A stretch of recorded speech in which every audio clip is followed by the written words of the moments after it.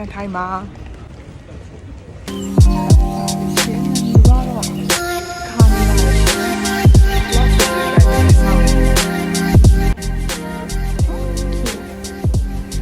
Actually, this is the second time in Hanoi.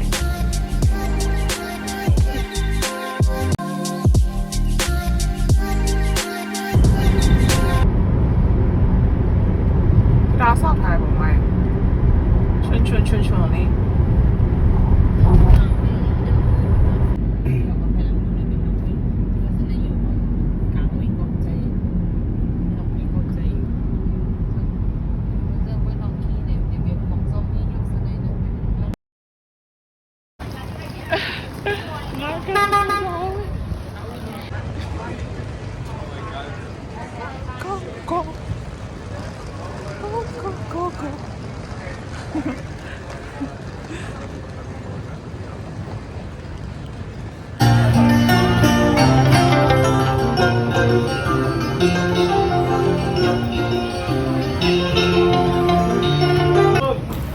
ဟနွိုင်းစားရောက်ချင်းစားလိုက်တဲ့ညစာပေါ့နော်ဘန်းချာကိုတွေးရဲဆိုင်မှာစားလိုက်တော့အရင်တော့စားမကောင်းဘူးဒီစားရောက်တာနဲ့မီလီယံနာစားဖြစ်ပါပြီ Good morning Wow ရာသီဥတုကဒီမှာအေးနေရဲ့ဒီမှာလေအင်းတွေထက်လေးယူလာအောင်လဲသွားတယ်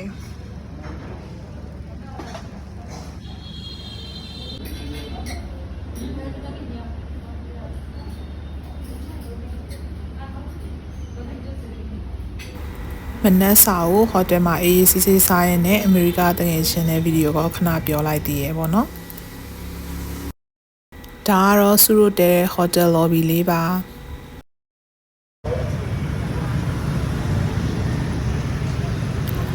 ဟိုတယ်မှာ breakfast စားပြီးရနဲ့ sightseeing တို့မနက်ပိုင်းကိုစားပြီးတော့လဲပါတယ်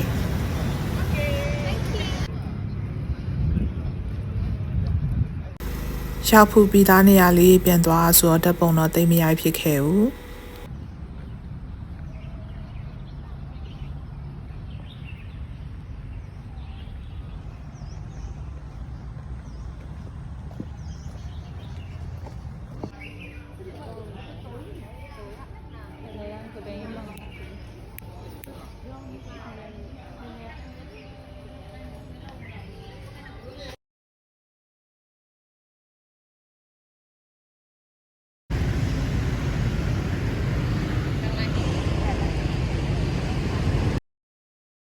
Veg from Stockholm Park.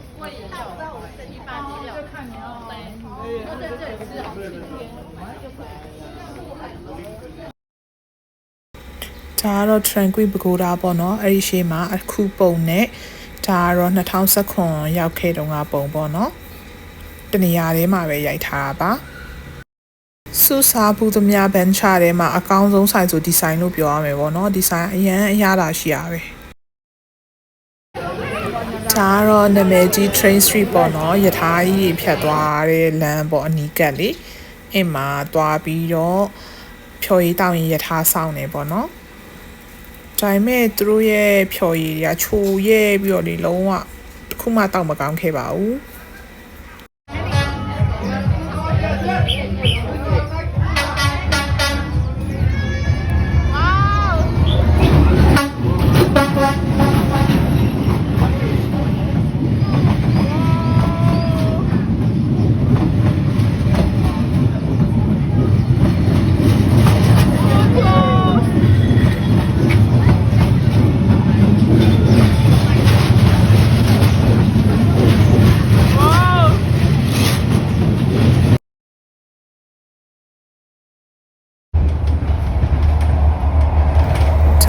ဟနွိုင်းကနေဒနန်းကိုရထားနဲ့သွားမယ်ပေါ့နော်ညအဲ့ရထားနဲ့သွားမယ်ဆိုပြီးတော့ဒီကရထားစီးရှင်လို့ပေါ့ရထားနဲ့သွားတယ်ရထားနဲ့သွားတာတကယ်တော့ relax ဖြစ်တယ်အေးဆေးပဲပေါ့နော်အိပ်ပြီးတော့အေးဆေးလိုက်သွားရုံပဲရထားပေါ်မှာရောင်းနေမုံနေစားပြီးခက်ကြဒါရထားပေါ်မှာရောင်းနေဘန်မီစားတယ်ခောက်ဆွဲပြုတ်စားတယ်ကော်ဖီမှာတောက်တယ်ပေါ့နော် အေးဆေးပါပဲ relax ပါပဲမနေ့ရောက်တော့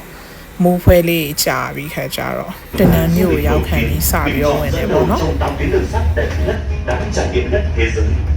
Đây không chỉ là vinh dự của Tổng công ty Đường sắt Việt Nam mà còn là cơ hội để quảng bá thương hiệu, quảng bá du lịch Việt Nam ra thế giới. Sau đây là bài viết được giới thiệu trên Planet mà Đường sắt đi vào daily from Ho Chi Minh City and reach the final destination in Hanoi capital and vice versa with the itinerary of about 32 hours. ဒါကတော့တနန်းမြို့ရဲ့ယထာဘူတာလေးပါအရန်ချစ်ဖို့ကောင်းတယ်သူတို့ရောက်တော့တနန်းမြို့ရမိုးရွာပြီးတော့ကြိုပါတယ်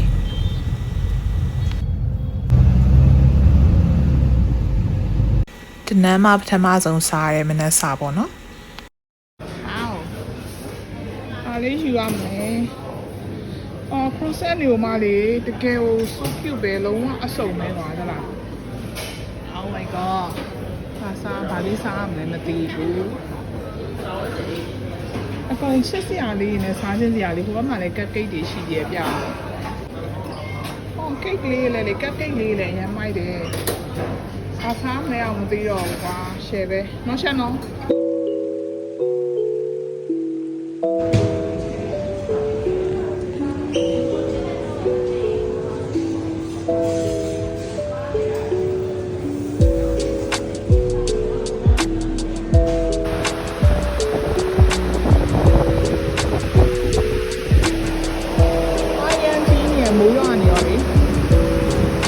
တနန်း beach ပါမိုးတွေအရန်ရွာထားတော့လေလေတိုက်ပြီးတော့ line ရလည်းအရန်ကျန်းနေပေါ့နော်အဲ့ဒါနဲ့ရေကတော့မကစားခဲ့ရအောင်အေးလဲတော်တော်လေးအေးရယ်အနွေးထည့်နေပေါ့နော်ထီးနဲ့အဲ့လိုမျိုးသွားရတယ်ချက်ပြဝင်လို့ပြရတယ်လို့ဆိုဒီ beach side မှာလမ်းလာချတာပေါ့နော်မိုးရွာနေမှာလေအရန်ဟိုခြေလဲကြီးရယ်ပေါ့နော်ခြေလဲကြီးရယ်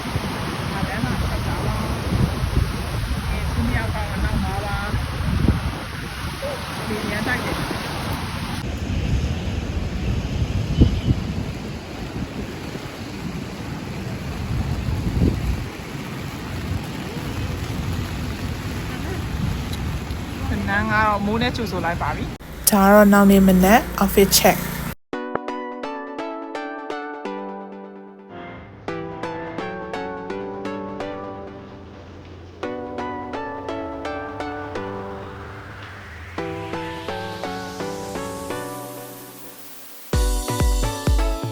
ဒါကတော့ညဖက်ကို Hue City Ancient Town တော်လဲရပါတော့။ရမ်းမဲတာရတယ်။မီးပုံလေးတွေနဲ့လှေလေးတွေစီးရဲပေါ့နော်။ပြီးတော့ဆူတောင်းပြီးတော့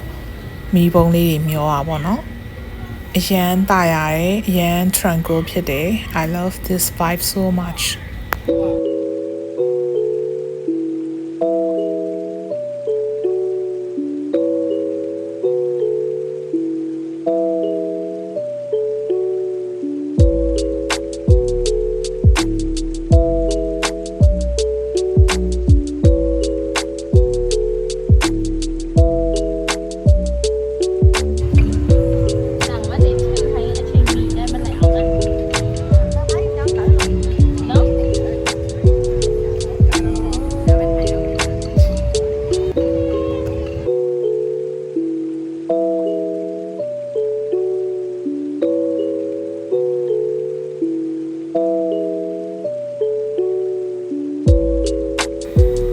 နောက်တစ်ရက် breakfast စားတယ် outfit check တယ်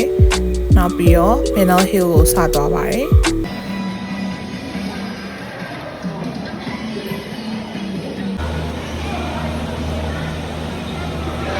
देखो हम लोग ऊपर जाएंगे पूरा आसमान में घुस जाएंगे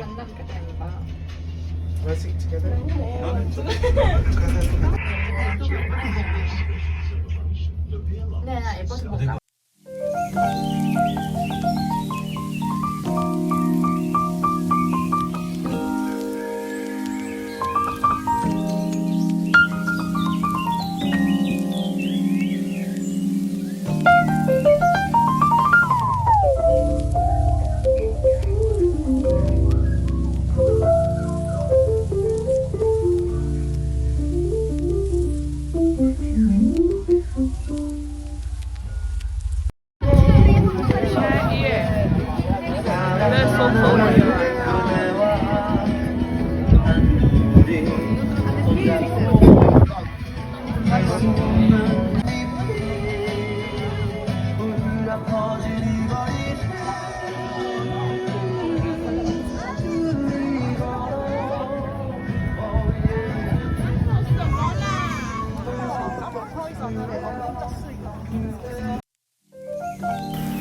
Hill ဘော့ကအရန်စားလို့ကောင်းတဲ့ cheese pancake လိုပဲခေါ်မှာပေါ့နော်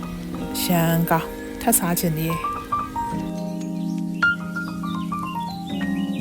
ဒါပေါ့ရှမ်းတက်ပဲစိတ်ချမ်းသာတော့ပဲဖျားရှိခိုးခြင်းနေရတဲ့ကွက်တီပဲပေါ့နော်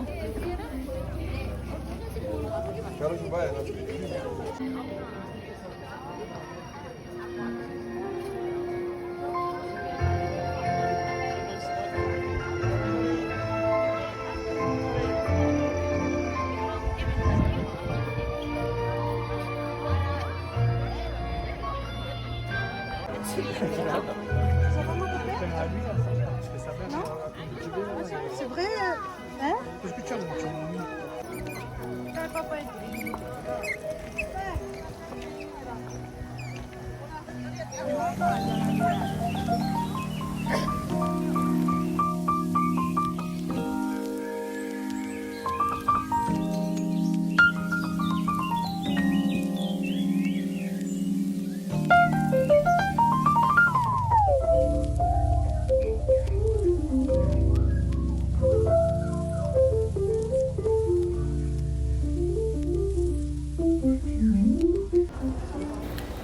ဒါကတော့အရန်လှရဲ့ French Town မှာ Banana Hill ပေါ်မှာရှိရဲ့အိမ်မှာ amusement park တွေလည်းရှိရဲ့ပြီးတော့တောက်လို့ရတယ်ချိန်ရဆိုရှင်တော့အိမ်မှာတဲလို့ရတာပေါ့နော်တောင်ထိပ်မှာ hotel တွေရှိရဲ့ရဲတိုင်းလိုပုံစံနေနဲ့လေဒါမဲ့စုကတော့အချိန်မရတဲ့အတွက်ကြောင့်မို့ဒီ trip ဒီ tour အနေနဲ့ပဲသွားတယ်ဒါကတော့သူနေတဲ့စာကျွေးရနေရအရန်မဲ့စားတောက်တွေကလည်းကောင်းတယ်ပေါ့နော်နိုင်ငံတကာမှာရှိရဲ့စားအကုန်သူကကျွေးရဲအမှန်နေတဲ့စားပြီးခါကျတော့ဆက်ပြီးတော့အဲ့ဒီပုံမှာလေပေါ့နော်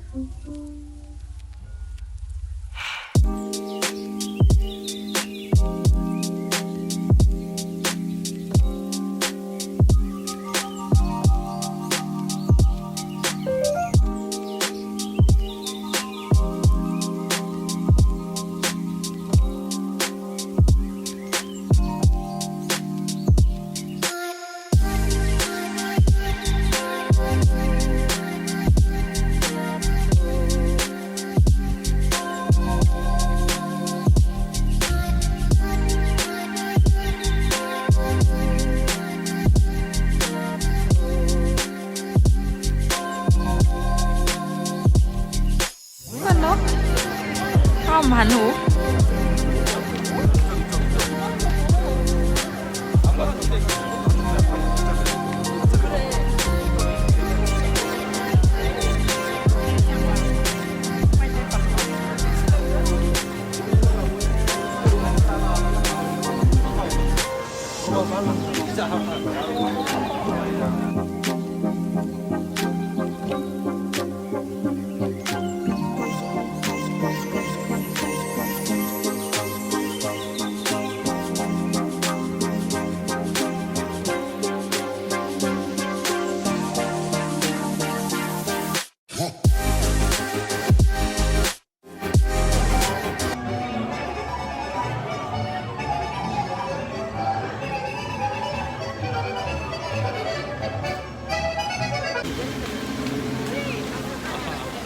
Number 4.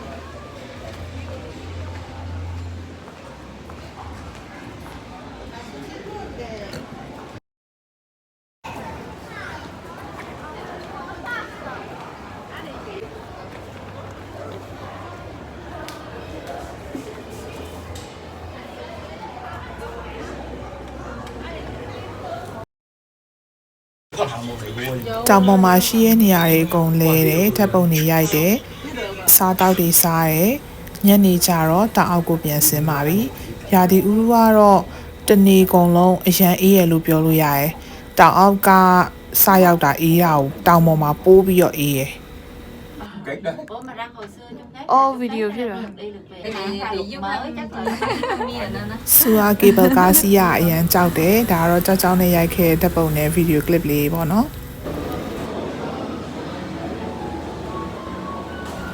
ဘနာဟီလ်ကအပြန်ညာရောက်တော့ဒနန်းမှာညစာစားတယ် shopping ထွက်တယ်ဒါကတော့နောက်နေ့ပေါ့နော်ဒနန်းကနေဟနွိုင်းကိုပြန်မယ်ဆိုတော့လေရင်နဲ့ပဲပြန်တော့မယ်ပေါ့ယထာစီးရင်အချိန်ကုန်တယ်ဆိုပြီးတော့လေရင်စိတ်မှာလူတွေအပြည့်ပဲ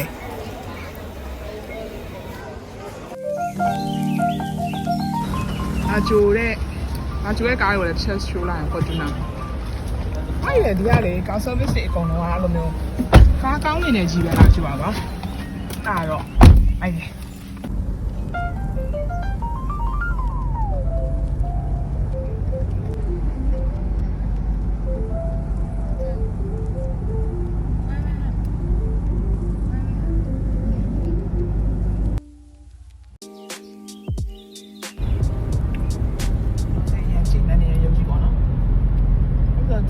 airport လာကြိုတဲ့ကားတွေကလေ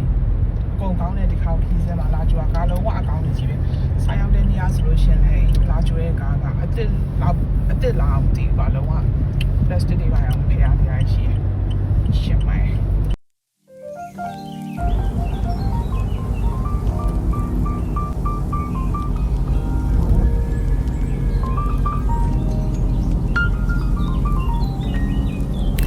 ဟနွိုင်းပြန်ရောက်တာနဲ့ညကျတော့ city bus စီးမယ် city tour လဲမယ်ပေါ့နော်အားနဲ့ bus ကားကြီးနဲ့ site seeing tour ရှောက်ကြည့်ရယ်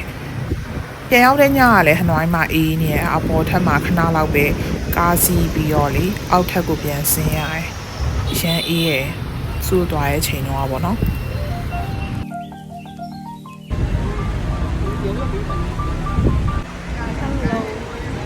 ဒါဒီလိုတော့အရင်အေးနေတယ်အခု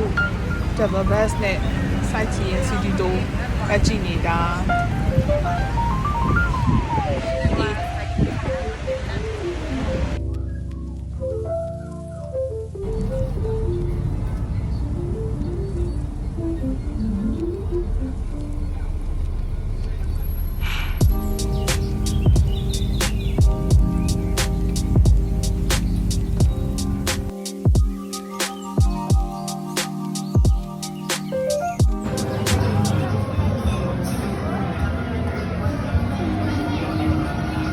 city tour ပြီးတော့ shopping ထွက်တယ်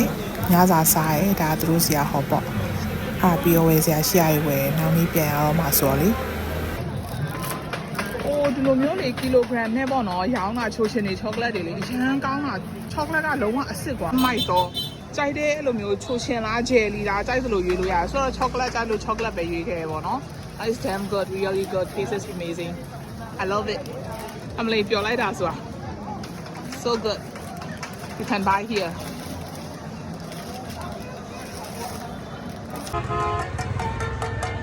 နင်းနေမလို့ပြိုင်ပွဲရှိလို့ဆိုသူတို့တွေနိုင်တော့အားပေးနေရကွာစီကားနဲ့တာမန်ဖက်ဆိုင်ပိုရက်စီကားอ่ะပေါ့နော်ဟေးခွန်ကြလိမ့်နာပြန်ရောက်ပါပြီ okay shopping နေအများကြီးပဲ shopping နေလည်းအများကြီးလောက်လာပါတယ်အဲ့နေရာသူဘောလုံးပြိုင်ပွဲရှိရာဗီယက်နမ်နေနိုင်လို့ဆိုသူမျိုးမှာ celebrate လုပ်နေရအကြီးကျယ်ပဲလမ်းနေမှာလေးအရန်စီးရယ်နောက်နေ့မနေ့ဒီဆိုင်လေးမှာကောင်းလျှော့ရဲအဲ့ဆိုင်အရန်ကောင်းလို့တက်ပုံရိုက်ထားမမီကျွတ်ဒီဟနွိုင်းမှာနာမည်ရှိရဲ့ရွှေဆိုင်ပေါ့နော်အဲ့ဒီကိုလာပြီးခက်ကြတော့ nugget တစ်ခုဝယ်လာပေးပါတယ်ဒီဇိုင်းလေးအကုန်လှတယ်ဒါကြောင့်လုံးဝပေါ့နော်ဟိုစိုးစီမှာဇွဲထက်တိုးလိုမျိုးအာမခံရွှေဆိုင်ပေါ့နော်အဲ့လိုမျိုးမှာလာဝယ်တာပါဆိုင်တွေကတော်တော်လှတယ်ဒါပြီးမှမမီကိုပြမလို့ဗီဒီယိုလေးရိုက်လာတာဒီရဲ့ရွှေဆိုင်ကနေ surprise နဲ့ကြက်လေးပေးလာပါတယ် shopping တွေထွက်တယ် coffee တောက်တယ်ညနေပြန်ရတော့မှာဆိုတော့ ဝယ်စရာရှိရအကုန်ဝယ်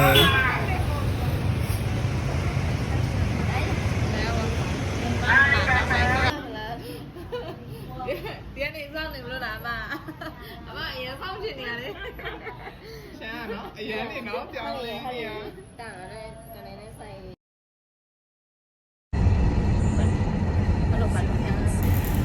ဒါတော့ပြန်မှုအတွက်လေစိတ်ကိုသွားနေပြီပေါ့နော်ည flight နဲ့ပြန်မှာ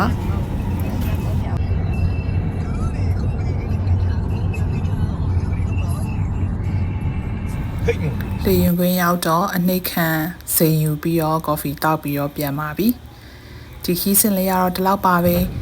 ဒါကတော့စုရဲ့ Vietnam သွားခဲ့တဲ့ခီးစင်အစဆုံး vlog လေးပါ Thank you for watching